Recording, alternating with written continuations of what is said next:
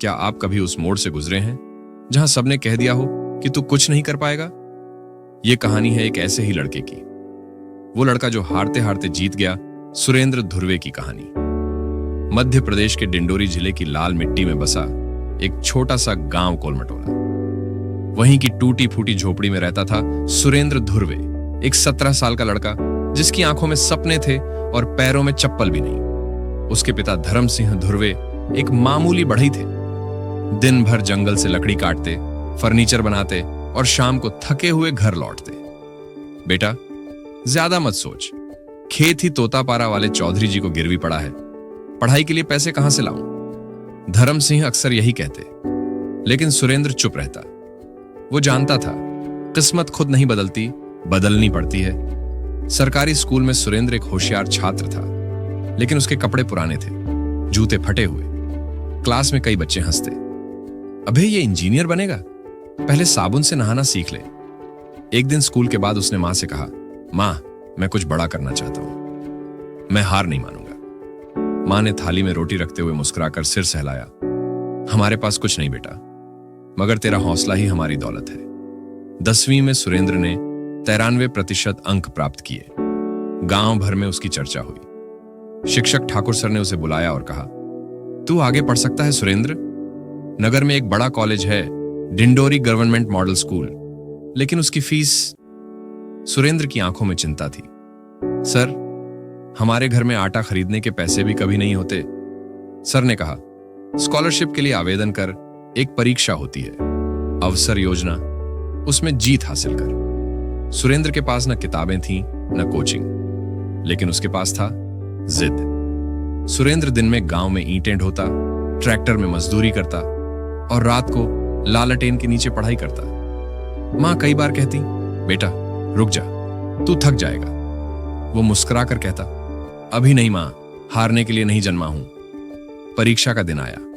Surendra cycle से डिंडोरी पहुंचा, 22 kilometre दूर। अभी पेपर शुरू ही हुआ था कि उसे पिता की तबीयत बिगड़ने की खबर मिली। घर लौटना पड़ा। सबको लगा अब तो सुरेंद्र का सपना खत्म। लेकिन 2 दिन बाद फिर परीक्षा हुई और इस बार सुरेंद्र ने पूरे जिले में टॉप किया। 1 लाख रुपए की स्कॉलरशिप। अब सुरेंद्र डिंडोरी मॉडल कॉलेज में दाखिल हुआ। यहां सब कुछ नया था, कंप्यूटर, अंग्रेजी, रैगिंग। लड़कों ने ताना मारा, गांव से आया गंवार लड़का कैसे टिकेगा? सुरेंद्र ने खुद से वादा किया, मेरी चुप्पी को मेरी कमजोरी मत समझो, मैं वक्त आने पर जवाब दूंगा, रिजल्ट से।